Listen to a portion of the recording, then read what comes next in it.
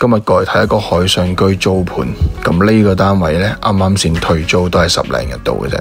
咁望望屋內嘅家私電器而家狀況先。咁呢個單位係一座高層 D 單位向南，廚房有窗，廁所嗰邊都有窗，間咗一房，咁做咗少少嘅防護欄，望翻出邊景觀都 OK 嘅。咁呢個單位而家租嘅租金係8000蚊一個月港幣。咁望一望啦。家私電器嗰啲呢就基本嘅，咁床嗰啲另外再配啦。咁有個趟門。咁最近如果係想揾海上居租，不妨留意下呢個單位。咁呢啲衣櫃都係會擺翻喺度俾你哋用嘅。呢個單位租嘅租客次數唔係好多，都係2次左右啫。咁對上一個租客都住咗好多年嘅啦。咁我哋望埋洗手間空間先。嗱，廁所明窗就喺呢一個位置啦。